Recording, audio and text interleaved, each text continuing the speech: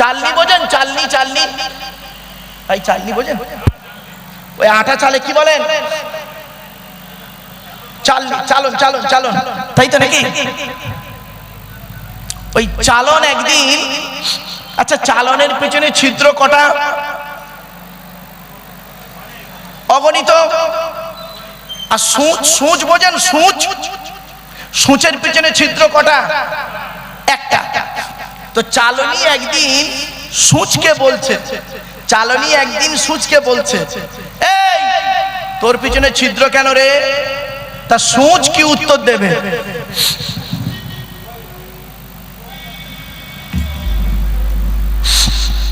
চালনি একদিন সূচকে বলছে তোর পিছনে ছিদ্র কেন? তা সূচ কি উত্তর দেবে? আমার তো একটা, তোর তো হাজারটা।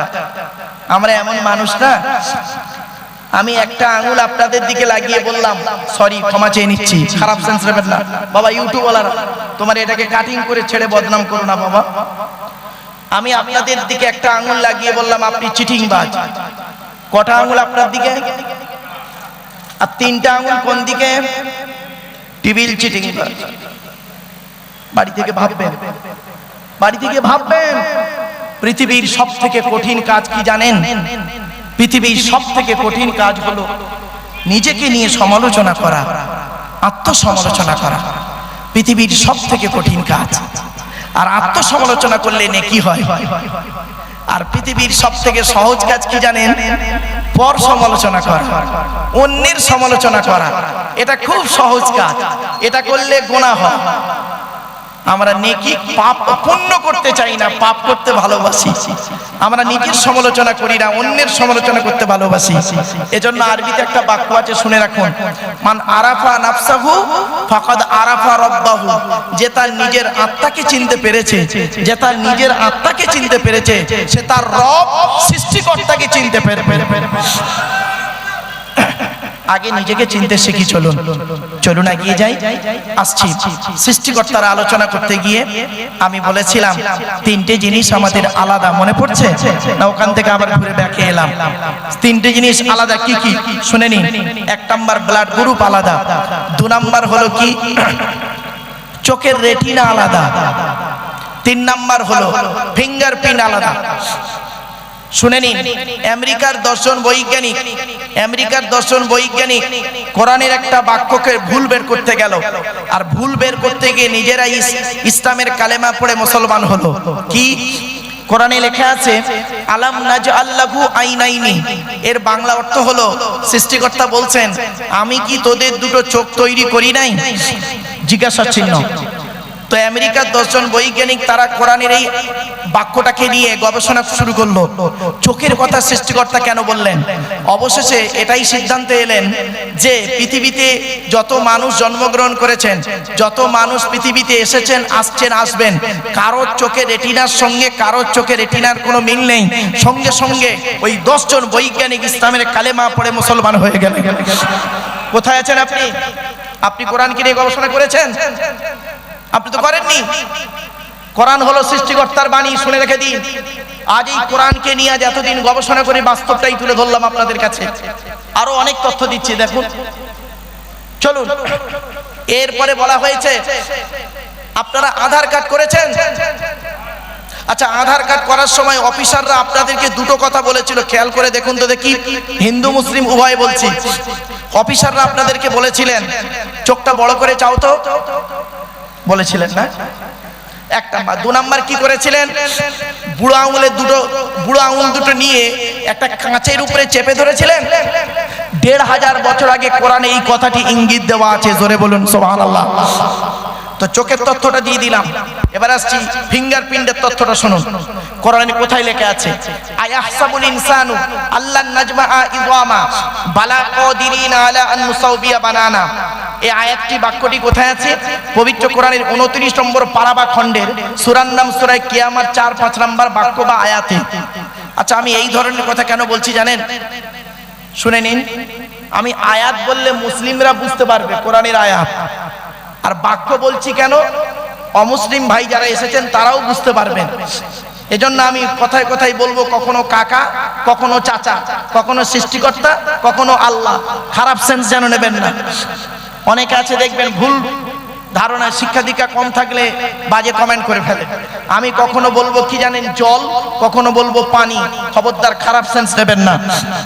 কখনো বলবো সাহাবী, নবীর সাহাবী, আবার কখনো বলবো নবীর সঙ্গী, দুটো জন এক করে ফেলবেন না। কারণ কি, নবীর সাহাবী যখন বলবো মুসলিম ভাইয়েরা বুঝতে পারবেন, আর অমুসলিম ভাই যারা বক্তব্য শুনতে এসেছেন তারা কিন্তু সাহাবী শব্দটা বুঝবেন না। তাদের যদি বলি মুহাম্মদ সাল্লাল্লাহু আলাইহি সাল্লামের সঙ্গী, সঙ্গে সঙ্গে বুঝে নেবেন। এজন্য সাহাবী সঙ্গী দুটোই আমি ইউজ করব, খারাপ সেন্স নেবেন না। চলুন এগিয়ে যাচ্ছি। পবিত্র কোরআনের সূরা কিয়ামার 4-5 নম্বর আয়াতে বলা হয়েছে, হে মানব জাতি, এখানে হিন্দু মুসলিম কোনো ডিভাইডেড নেই, মনে রাখবেন, হিন্দু মুসলিম কোনো পার্থক্য আল্লাহ করেনি। হে মানব জাতি, তোরা কি মনে করেছিস আমরা মরে গেলে পচে গলে হাড় হয়ে যাব, পরকালে সৃষ্টিকর্তা আমাদের তুলতে পারবে না? কখনোই তোরা এই চিন্তা ভাবনা করবি না। আমি সৃষ্টিকর্তা তোদের জানিয়ে দিচ্ছি, পৃথিবীতে যেমন তোদের বুড়া আঙুলের ছাপ, বুড়া আঙুলের ছাপ যেমন কারোর সঙ্গে যেমন কারোর কোনো মিল নেই, পরকালে কারোর সঙ্গে কারোর কোনো মিল পাবি না। কোরআনের এই আয়াতকে নিয়ে কে গবেষণা করলো? থাইল্যান্ডে চ্যাং ম্যাং ইউনিভার্সিটি অ্যানাটমি বিভাগের প্রফেসর, বিখ্যাত পণ্ডিত বৈজ্ঞানিক, লোকটার নাম হলো তাথাগত তোজেসান। উনি একজন খ্রিস্টান, হিন্দু নন, মুসলমান নন, খ্রিস্টান। উনি বললেন কোরআনে ভুল আছে। বললো কি ভুল? বললো কোরআনে লেখা আছে বুড়ো আঙুলের ছাপ নাকি কারোর সঙ্গে কারোর কোনো মিল নেই। আমি কোরআনের ভুল বের করে শুনবো। উনি করলেন কি, 1000 মানুষের বুড়ো আঙুলের ছাপ নিলেন, 1 বছর ধরে গবেষণা করে দেখছেন কার সঙ্গে কার মিল আছে। যখন কারোর সঙ্গে কারোর কোনো মিল পেলেন না, ল্যাবরেটরির ভিতরে দাঁড়িয়ে দাঁড়িয়ে ইসলামের কালেমা পড়ে মুসলমান হয়ে গেলেন। আপনি কোথায় আছেন?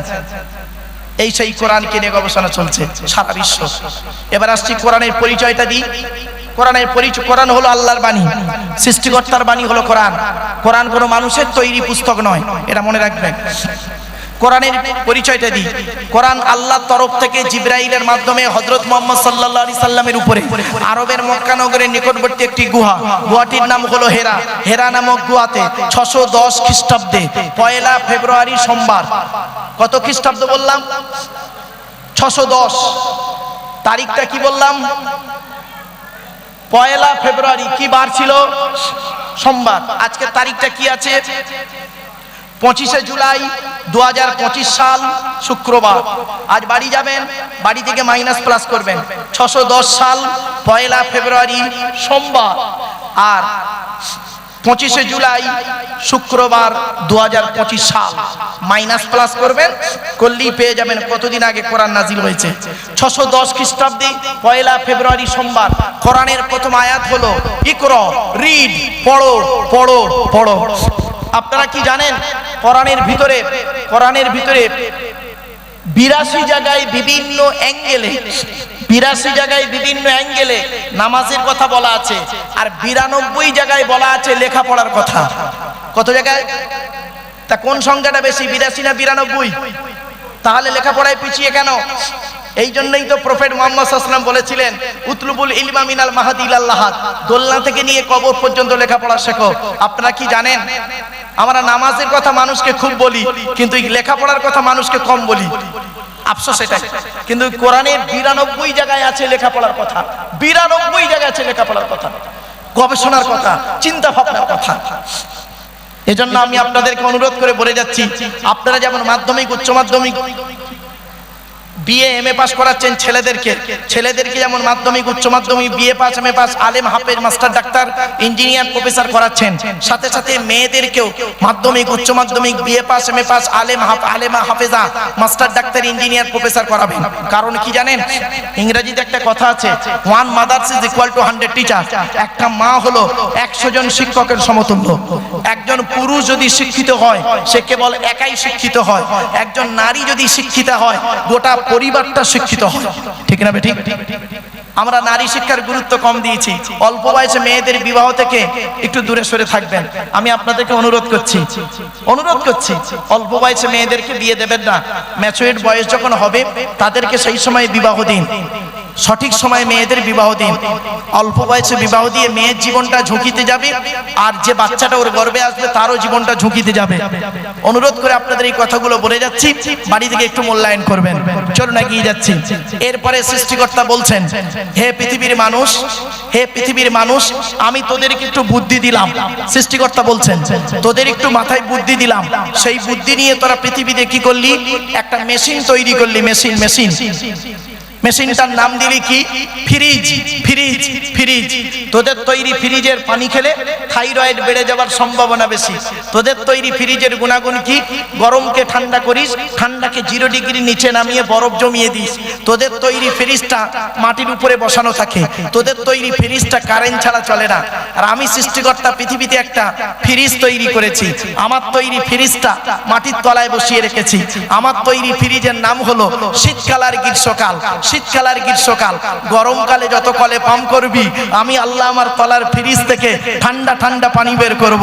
আর শীতকালে যত কলে পাম্প করবি, আমি আল্লাহ আমার তলার ফ্রিজ থেকে গরম গরম পানি বের করব। ভাবতে পেরেছেন? সৃষ্টিকর্তা বলছেন, তোরা আমাকে মানবি কেন? হিন্দু মুসলিম সকলকেই বলছি, আপনারা সৃষ্টিকর্তাকে মানবেন কেন? আমি একটা জলসায় যাচ্ছিলাম বোম্বাইতে একটা জলসায় যাচ্ছিলাম। তো দমদম এয়ারপোর্ট থেকে যখন আমি প্লেনে উঠি, প্লেনটার নাম ছিল ইন্ডিগো। তো আমি যখন বোর্ডিং পাস করি তখন বলেছিলাম, প্লিজ উইন্ডো, জানলার দিকে সিটটা দেবেন। তো আমাকে জানলার দিকে সিটটা দিয়েছেন। তো আমি করেছি কি, জানালার দিকে বসেছি। আমার বাম সাইডে এক ভদ্রলোক বসেছেন। বাম সাইডে ভদ্রলোকটা ছিলেন কোট টাই পরে আছেন। আমিও পরেছিলাম কি, সাদা পায়জামা পাঞ্জাবি, কালো কোট ছিল, মাথায় টুপি ছিল আমার। তো এবার উনি আমাকে বলছেন, উনি ভেবেছেন আমি একজন বিহারি। তো সেই ভেবে আমাকে বলছেন, আপ কাহা যাएंगे? তো আমি বললাম, हम कलकत्ता से मुंबई जाएंगे। आप कहाँ जाएंगे? उन्हीं बोलছেন, हम भी कलकत्ता से मुंबई जाएंगे। উনি আমাকে বলছেন, किस काम के लिए वहाँ जाते हैं भैया? कोई बिजनेस है? আপনি কি জন্য বোম্বাইতে যাচ্ছেন? কোনো ব্যবসা করার জন্য? আমি বললাম, नहीं नहीं बिजनेस नहीं, तकरीर करने के लिए वहाँ जाता हूँ। तकरीर করার জন্য ওখানে যাচ্ছি।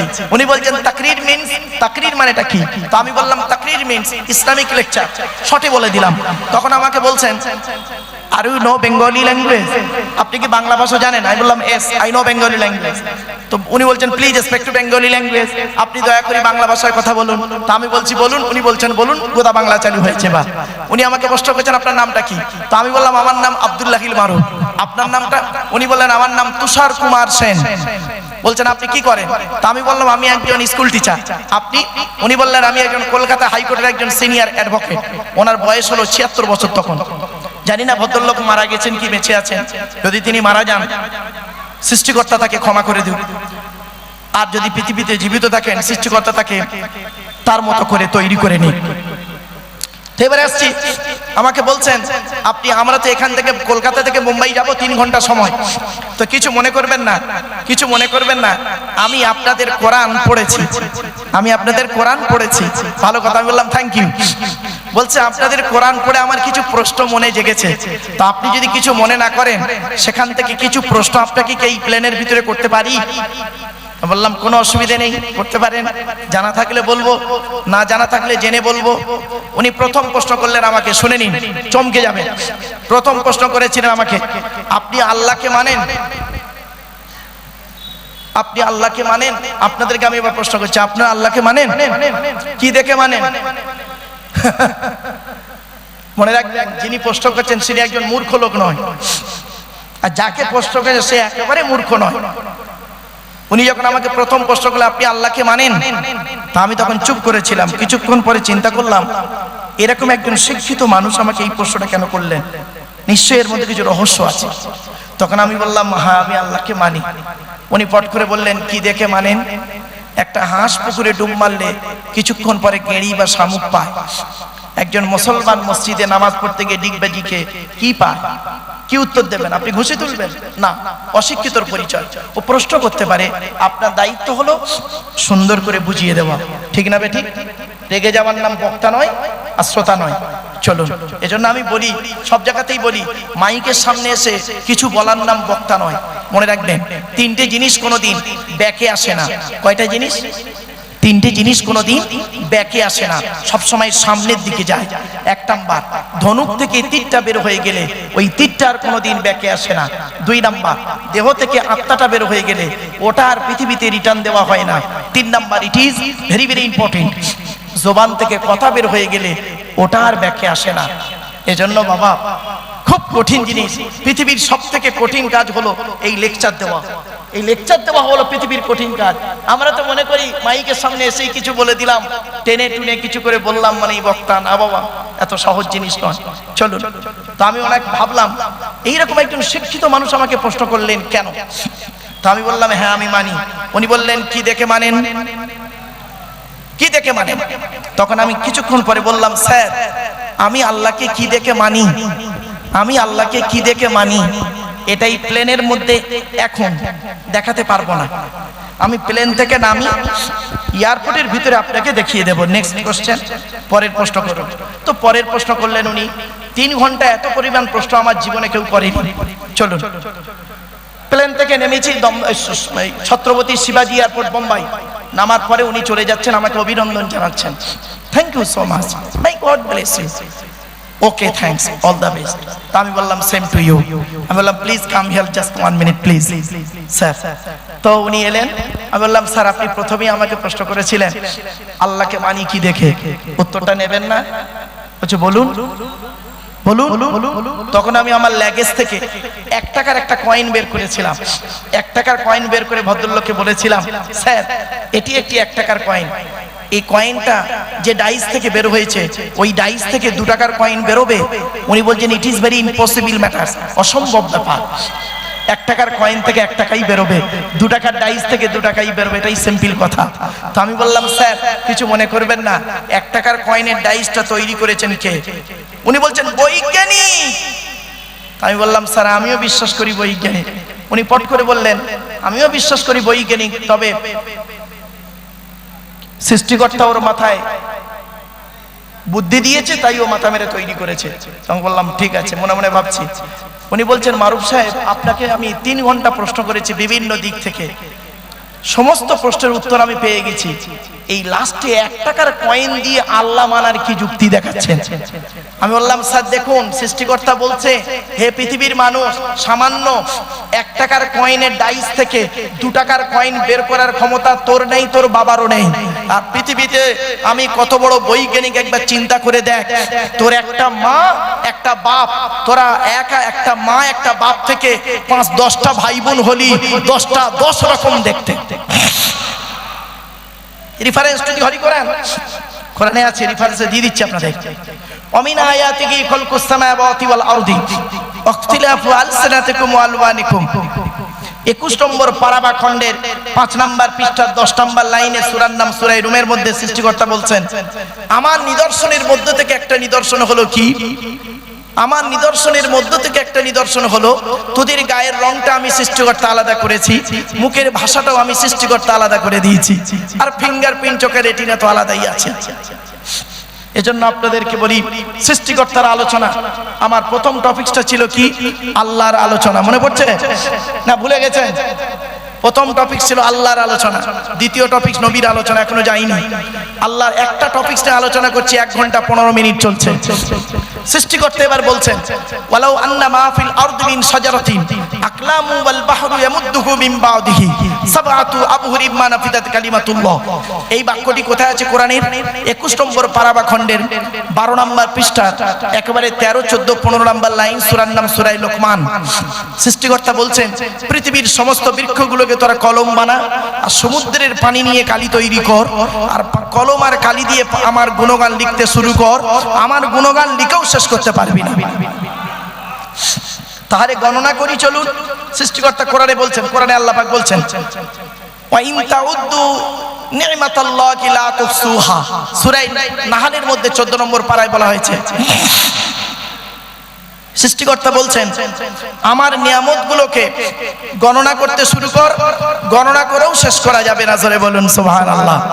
তো এখানে আমি সৃষ্টিকর্তা আল্লাহর আলোচনা স্টপ করে দেব, আর 1 মিনিট বাকি, 1 মিনিট পরেই আল্লাহর আলোচনা শেষ করব। এই পৃথিবীতে আল্লাহর পাঠানো কিতাবের নাম হলো কোরআন, শেষ কিতাব। কোরআনটাকে আপনারা পড়ুন। কোরআনের ভিতরে কি আছে? 30টা পারা, 540টা রুকু, 114টা সূরা, 14 থেকে 15 খানা সাজদা, 7টা মঞ্জিল, 8 থেকে 12 খানা সাক্তা, 6666টা আয়াত, কেউ বলেছেন 6236টা আয়াত, 3,23,215টা অক্ষর। এই কোরআন 22 বছর 9 মাস কয়েকদিন, কম বেশি 23 বছর ধরে কোন ঘটনাকে কেন্দ্র করে, কোন ব্যক্তিকে কেন্দ্র করে, কোন বস্তুকে কেন্দ্র করে, কোন জায়গাকে কেন্দ্র করে কোরআনের আয়াতগুলো নাজিল হয়েছে। 6000 আয়াত নাজিল হয়েছে, 12,000 জায়গায় নাজিল হয়েছে। জোরে বলুন সুবহানাল্লাহ। কটা জায়গার নাম আপনি জানেন? শুধু মক্কা আর মদিনাই জানেন। 12,000 জায়গায় নাজিল হয়েছে 6000 আয়াত। আপনাদেরকে অনুরোধ করছি একটু শোনার চেষ্টা করুন। এজন্য অনুরোধ রইল, কোরআন আপনারা পড়ুন, কোরআনের ব্যাখ্যা পড়ুন। এবার আসছি, সৃষ্টিকর্তার একটা ঘর আছে পৃথিবীতে। আল্লাহর ঘরের নাম কি? মসজিদ। আল্লাহর আল মসজিদু বাইতুল্লাহ। আল্লাহ কোরআনে বলেছেন ওয়ান্নাল মাসাজিদা লিল্লাহ ফালা তাদউ মাআল্লাহি আহাদা, সূরা জিন 29 পারা। সেখানে বলা হয়েছে মসজিদ হলো আল্লাহ, মসজিদগুলি হলো আল্লাহর ঘর। আল্লাহ ছাড়া কারোর আরাধনা উপাসনা করিও না। এবারে আসছি, মসজিদের দায়িত্ব কে নেবে? আপনারা কেউ রাগ করবেন না দয়া করে। মসজিদের সেক্রেটারি সভাপতি কে হবে? যাকে তাকে মসজিদের সেক্রেটারি সভাপতি করবেন না। কোরআনে লেখা আছে মসজিদ কমিটি কে হবে। শুনে রেখে দিন, আমাকে ভুল বুঝবেন না। মসজিদ কমিটি হতে গেলে 5টা গুণ থাকতে হবে, কোরআনে আছে। যার মধ্যে 5টা গুণ থাকবে, ওই ব্যক্তি মসজিদের দায়িত্ব নেওয়ার যোগ্য ব্যক্তি, নইলে অযোগ্য, অপদার্থ। রাগ করবেন না। রেফারেন্সটা কোথায় আছে বলে দিচ্ছি। 10 নম্বর পারা বা খণ্ডের 8 নম্বর পৃষ্ঠা 9 নম্বর লাইনে, সূরার নাম সূরা তাওবা 18 নম্বর আয়াতে আল্লাহ বলছেন ইন্নামা ইয়ামুরু মাসাজিদাল্লাহ মান আমানা বিল্লাহ ওয়াল ইয়াউমিল আখির ওয়া আকামাস সালাত ওয়া আতাজ যাকাত ওয়া লাম ইয়াখশা ইল্লাল্লাহ ফাআসা উলাইকা ইয়াকুনু মিনাল মুহতাদিন। এর বাংলা মানে হচ্ছে মসজিদের দায়িত্ব তারাই নেবে, 5টা গুণ যার মধ্যে থাকবে। 1 নাম্বার হলো ওই ব্যক্তি মসজিদের দায়িত্ব নেবেন যে ব্যক্তি 100% আল্লাহকে বিশ্বাস করবে। 2 নাম্বার ওয়াল ইয়াউমিল আখির, যে ব্যক্তি 100% কিয়ামত পরকালকে বিশ্বাস করবে। 3 নাম্বার খুব ইম্পর্টেন্ট, ওয়া আকামাস সালাত, যে ব্যক্তি 100% 5 ওয়াক্ত নামাজ আদায় করবে। অনেক মসজিদ কমিটি আছে 5 ওয়াক্ত নামাজই পড়ে না। কোথায় আছেন আপনি? টাকা আছে কমিটি হয়ে গেলেন, ও জনগণের কাছে কমিটি হয়েছেন, আল্লাহর কাছে নয়। 4 নাম্বার ওয়া আতাজ যাকাত, যাকাত আদায় করতে হবে যদি যাকাত ফরজ হয়, গরিব হলে আদায় করতে হবে না। 5 নাম্বারটা খুব ইম্পর্টেন্ট, ওয়ালাম ইয়াখশা ইল্লাল্লাহ, মসজিদ কমিটি ওই লোকটা হবে যে ব্যক্তি সৃষ্টিকর্তা ছাড়া অন্য কাউকে ভয় করবে না। এই 5টা গুণ যার মধ্যে আছে সেই ব্যক্তি মসজিদ কমিটির দায়িত্ব নিতে পারবে। এবার আসছি মসজিদে যিনি নামাজ পড়ান। আমি আপনাদেরকে অনুরোধ করছি, বিভিন্ন এলাকা থেকে মানুষ এসেছেন, আপনারা মুসলিম ভাইদেরকে বলছি, আপনাদের মসজিদের ইমাম সাহেবের মাইনে বেশি করে দেবেন। আপনাদের এলাকার মসজিদের ইমাম সাহেবের মাইনে বেশি করে দেবেন। যে মসজিদে ইমামের মাইনে কম, ওই মসজিদের মুসল্লিদের নামাজ আল্লাহর দরবারে কবুল হওয়া খুবই মুশকিল আছে। রাগ করবেন না কেউ। যে এলাকার মসজিদের ইমাম সাহেবের চোখের পানি পড়ে হকের উপরে, ওই এলাকার মুসল্লিদের উপরে আল্লাহর গজব পড়বে। বাস্তব কথা বলে গেলাম, খারাপ সেন্স নেবেন না, কারণ এ সম্পর্কে আমার যথেষ্ট অভিজ্ঞতাই আছে। 19 বছর ইমামতি করেছি তো, 400 টাকা মাইনে। আমাকে এই ফতোয়াটা আমাকে দেওয়ার আগে একটু ভাববেন। জাস্ট আমি আপনাদেরকে বললাম, ইমামের মাইনে বেশি করে দেবেন, ইমামের মূল্য দেবেন, ইজ্জত দেবেন। এর অনেক তথ্য আছে, আলোচনা আছে, ওদিকে গেলাম না। তাহলে আল্লাহর আলোচনা করতে গিয়ে আল্লাহর ঘর, আল্লাহর কোরআনের কথা সংক্ষেপে আপনাদেরকে বললাম। এবার আসছি আল্লাহর নবী, তাদের কথা, নবীদের কথা বলবো। এতক্ষণ আপনাদের কাছে আমি আল্লাহ সম্পর্কে আলোচনা করতে গিয়ে 1 ঘন্টা 20 মিনিট সময় ব্যয় করে নিয়েছি। এজন্য মূল্যবান সময় আপনাদেরকে নিয়ে নিলাম আল্লাহ সম্পর্কে আলোচনা করতে গিয়ে। একবার আসুন সেই আল্লাহর নামে জিকির, লা ইলাহা ইল্লাল্লাহ, জোরে জোরে।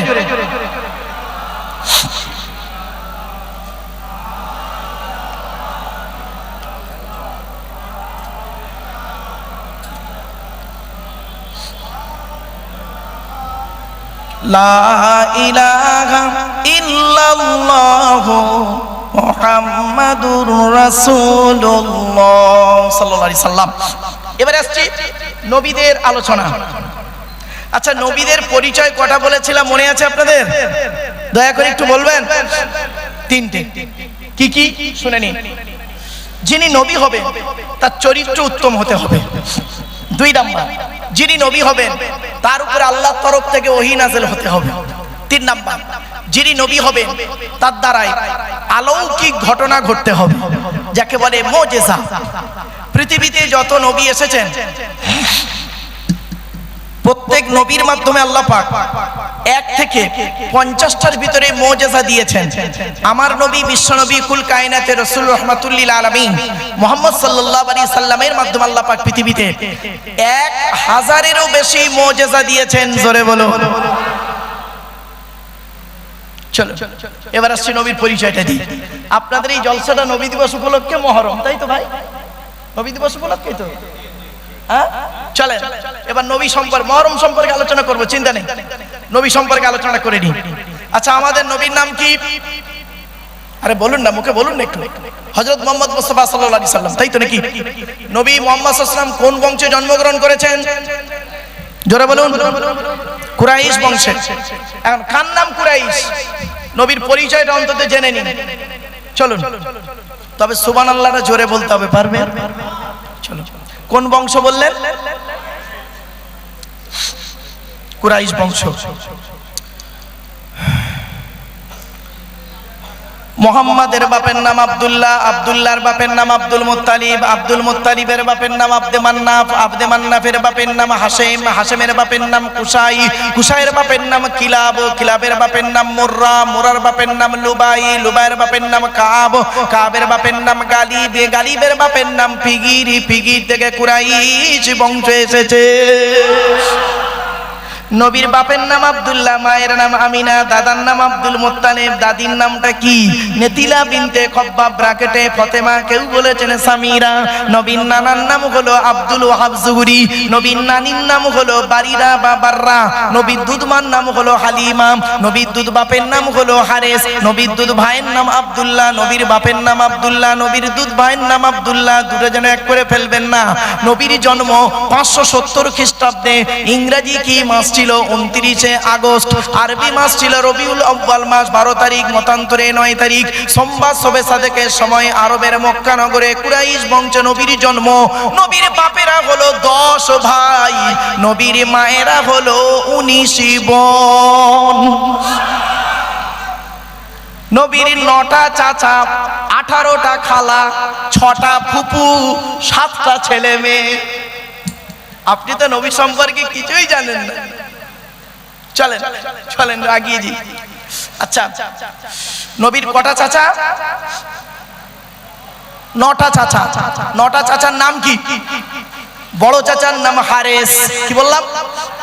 হারেস, জুবায়ের, মুকাইয়িম, ফাইদাক, জাইদাক, আবুল আহাব, হামজা, আব্বাস, আবু তলেব।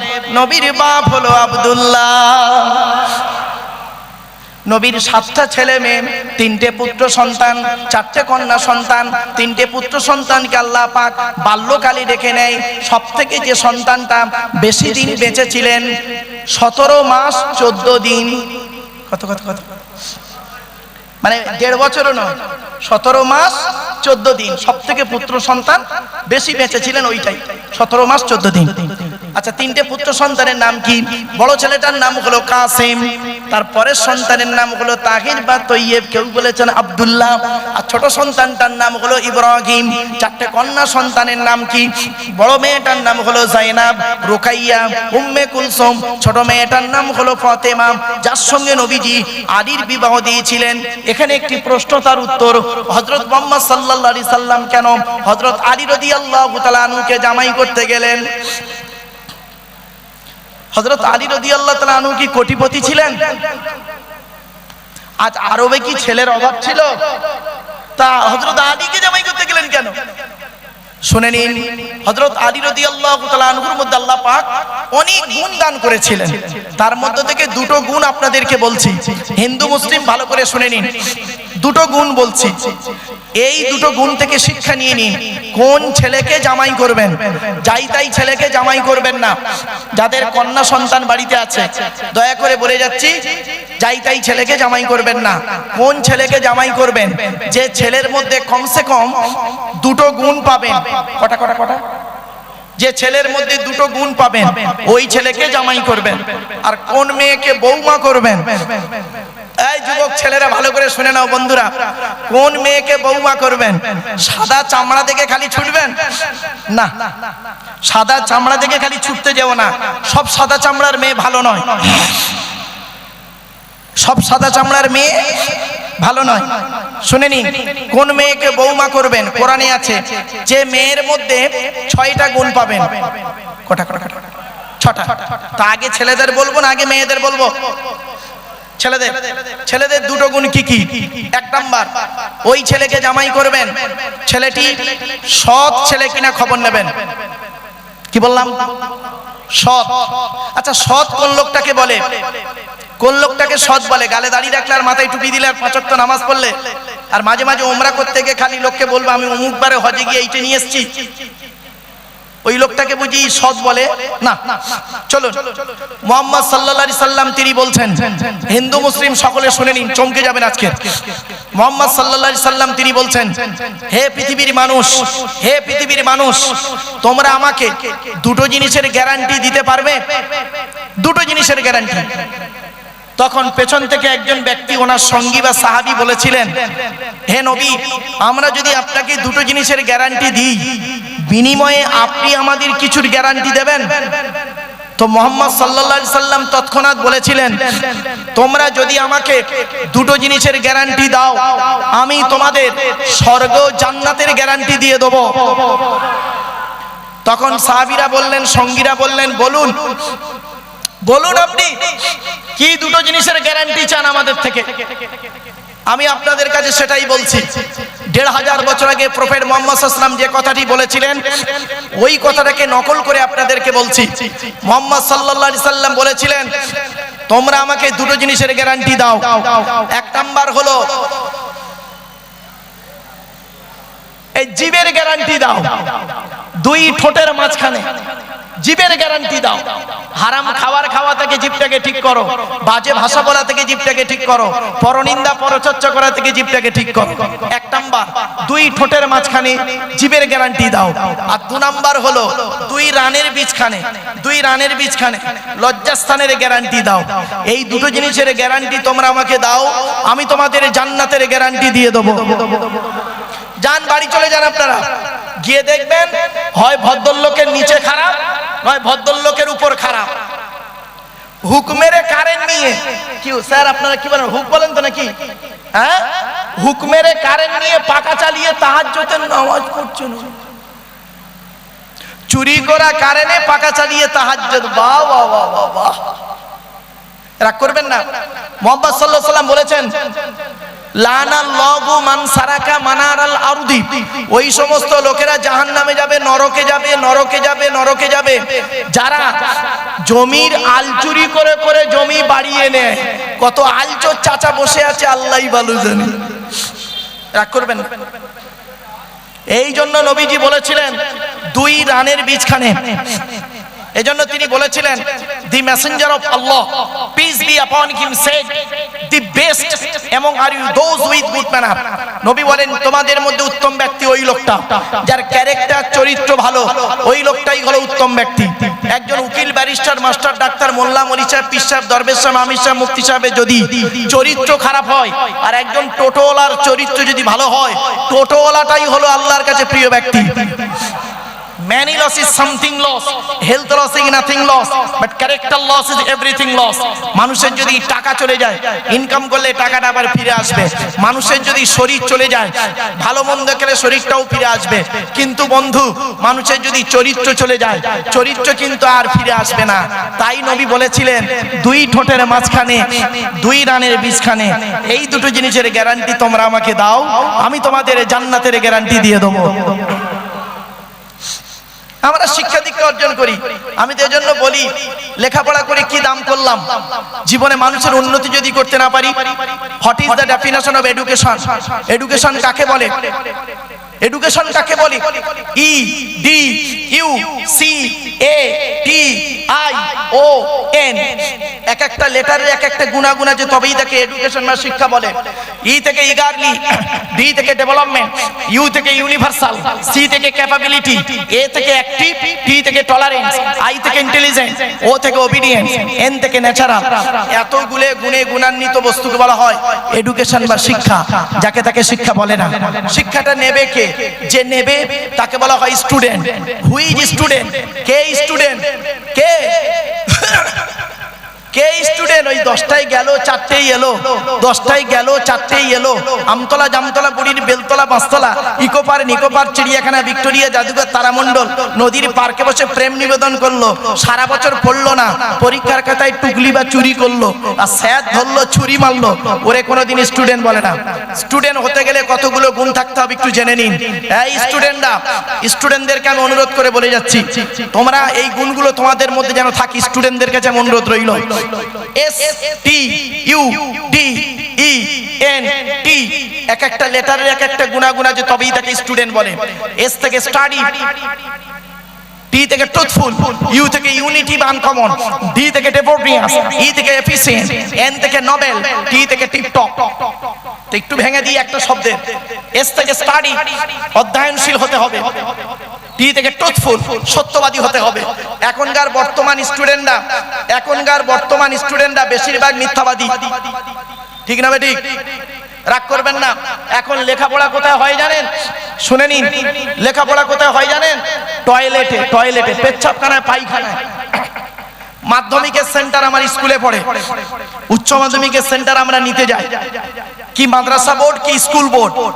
দেখবেন পরীক্ষার হলে, দেখবেন পরীক্ষার হল তো দূরের কথা, টয়লেটগুলোতে গিয়ে দেখবেন, সেন্টারের টয়লেটগুলোতে বইয়ের পৃষ্ঠা ছেঁড়া, বই ছেঁড়া, বই পড়ে আছে, টুকলি, মাইক্রো জেরক্স সব পেচ্ছাপখানায় ফেলে রেখে চলে এসছে। যে ছেলেটা টুকলি করে টুকরি বা চুরি করে মাধ্যমিকে স্টার পেলো, পাওয়ার পরে ডাক্তারি পাস করলো, বা যে কোনো ডিপার্টমেন্ট, ইঞ্জিনিয়ার বলুন বা উকালতি বলুন, বা যে কোনো ডিপার্টমেন্ট পড়াশোনা করলো, করার পরে 20 বছর পরে স্টেজে এসে মাইক ধরে উনি লেকচার দিচ্ছে। চুরি করে লেখাপড়ার শিক্ষিত মানুষ, তার লেকচার শুনে মানুষ সঠিক পথ পাবে। এটাকে বিশ্বাস করা কিরকম জানেন? আমি বলি, এমএ সেকেন্ড ইয়ার স্টুডেন্টদেরকে পড়াতে গিয়ে প্রায় সময় বলি, এটাকে বিশ্বাস করা কিরকম জানিস রে? তাই স্টুডেন্টরা বলে কিরকম স্যার? আমি বলি, কাঁঠালের আমসত্ত্বের মতো। আপনারা খেয়েছেন কাঁঠালের আমসত্ত্ব? আরে হয় না, তা খাবে কি? অকল্পনীয় কথা।